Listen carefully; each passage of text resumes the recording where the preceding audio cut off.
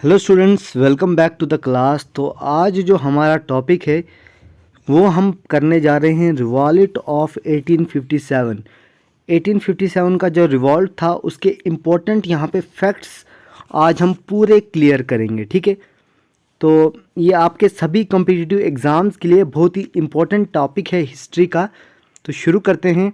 मैं हूँ आपके साथ जडहान सर और आज हम पढ़ रहे हैं रिवॉल्ट ऑफ 1857, 1857 का विद्रोह। ठीक है, तो जैसे कि मैंने बोला कि इम्पोर्टेंट फैक्ट्स पढ़ेंगे इस रिवॉल्ट से रिलेटेड।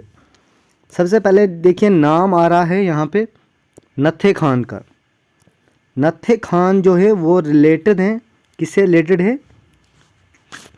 देखिए, टिकामगढ़ क्वीन बैटल गवर्नमेंट। ठीक है, किससे रिलेटेड है? नत्थे खान टिकामगढ़ क्वीन के बैटल गवर्नमेंट के रिलेटेड हैं।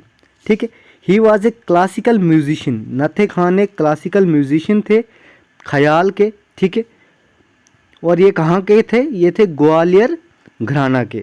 नत्थे खान ग्वालियर घराना के क्लासिकल म्यूजिशियन थे। ठीक है, और 1857 का जो विद्रोह था, ठीक है, इस रिवोल्ट जब ये शुरू हुआ था, ठीक है, इसमें केसरी सिंह, ठीक है, केसरी सिंह जो कौन थे?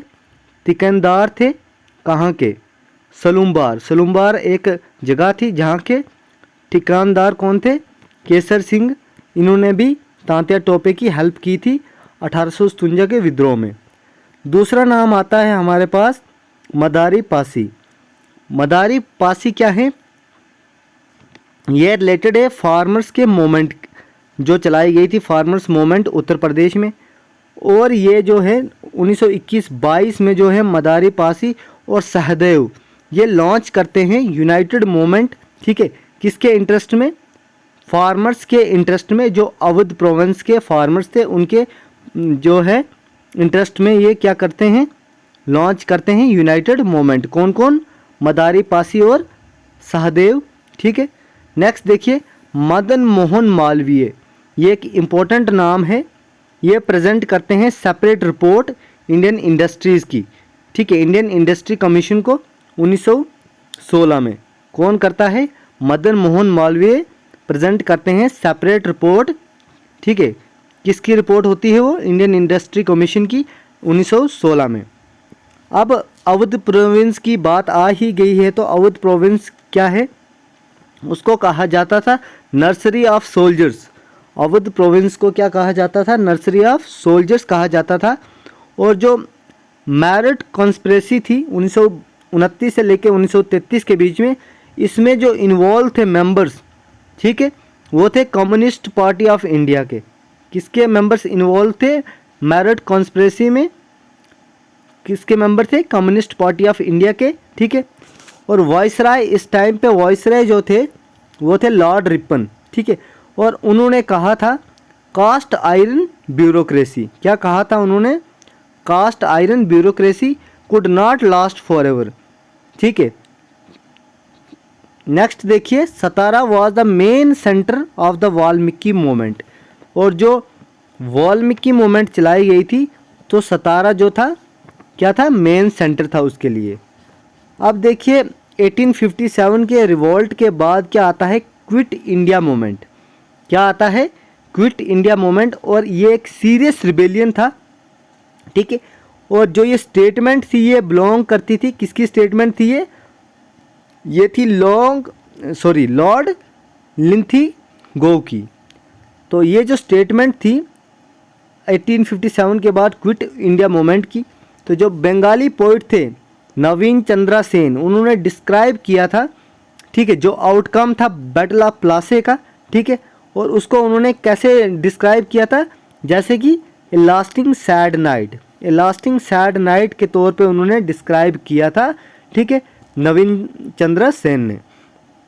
फिर देखिए दिसंबर 1856 में क्या होता है कि गवर्नमेंट डिसाइड करती है कि जो नई इनफाइल्ड राइफल है, ठीक है, इनफाइल्ड राइफल जगह पे, ठीक है, ओल्ड आयरन जो है और गन ब्राउन बेस होती है जो इनफाइल्ड राइफल, ठीक है, उसकी ट्रेनिंग, ठीक है, और वो कहाँ पे होगी? है वो ट्रेनिंग होती है डमडम, अंबाला और सियालकोट में। उसके बाद 29 मार्च 1857 को देखिए क्या होता है। 29 मार्च 1857 को सोल्जर्स जो हैं बारकपुर में रिफ्यूज़ करते हैं, मना करते हैं, ठीक है, कि वो जो ग्रीस कार्टिलेज जो है वो यूज़ करने से, ठीक है। और मंगल पांडे जो होते हैं वो अटैक करते हैं और किल करते हैं किसको, अपने सीनियर ऑफिसर को, ठीक है। और ये क्या है, 34th जो रेजिमेंट होती है उनकी, वो डिसबैंड की जाती है ब्रिटिश के द्वारा, और क्रिमिनल्स जो होते हैं उनको सज़ा दी जाती है। अब देखिए जो रिवॉल्यूशन है 1857 का, ठीक है, ये मेरठ से स्टार्ट होता है। ये एक इम्पोर्टेंट पॉइंट है। कहाँ से स्टार्ट होता है? मेरठ से 10 मई को ये स्टार्ट किया जाता है 1857 का जो रिवोल्ट है। और जो रेबल्स होते हैं इसके, उनको पकड़ के दिल्ली ले जाया जाता है 12 मई 1857 को। नेक्स्ट देखिए रानी लक्ष्मीबाई का एक बड़ा नाम है, ठीक है, झांसी की रानी लक्ष्मीबाई। इनका ओरिजिनल नाम था मणिकर्णिका, आपने फिल्म भी देखी होगी, ठीक है। मणिकर्णिका रानी लक्ष्मीबाई का जो नाम है, ओरिजिनल नाम है। अब देखिए इनका जन्म होता है 19 नवंबर 1835 के गोल घर में इनका जन्म होता है, ठीक है, जो अभी वाराणसी में है, ठीक है।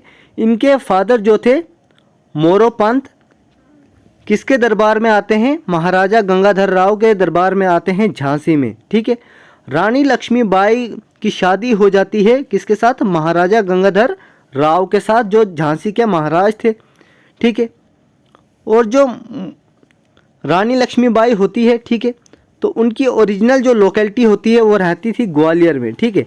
तो जो रिबिलियन जो स्टार्ट हुआ झांसी का, वो हुआ 4 जून 1857 में, ठीक है।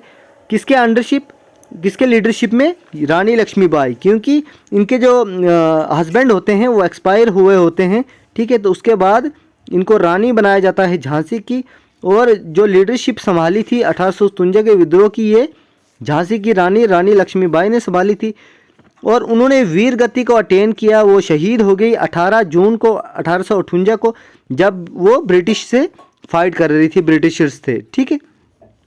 और उनकी मौत के बाद, ठीक है, यहाँ पे देखिए, यहाँ पे लिखा है जो स्टेटमेंट यहाँ पे दिख रहा है, the women sleeping here is the only man among the Indian rebels.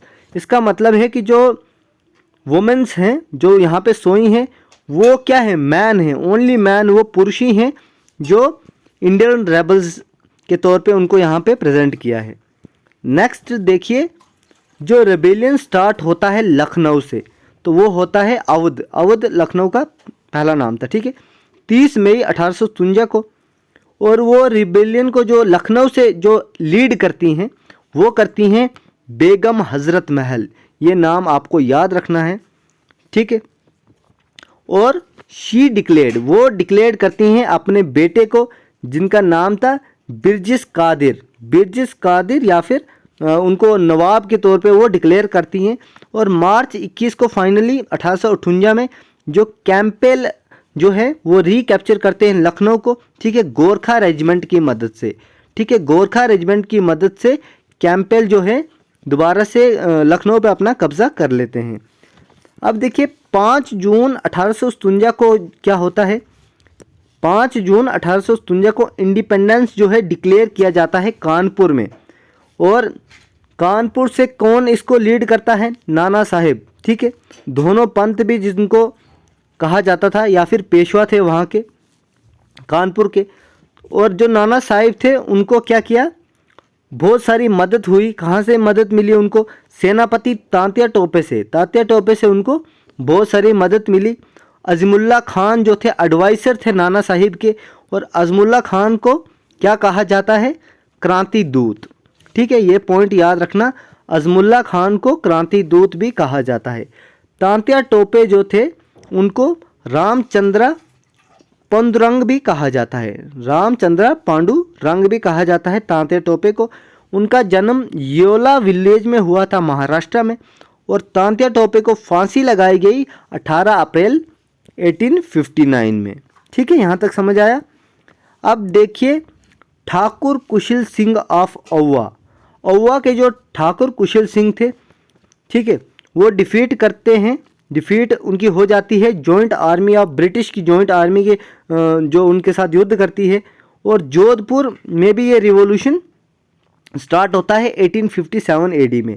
और जो मिर्ज़ा गालिब हैं, मिर्ज़ा गालिब का नाम आपने सुना होगा, ठीक है, उन्होंने भी इस रिबेलियन को देखा 1857 में अपने आँखों से।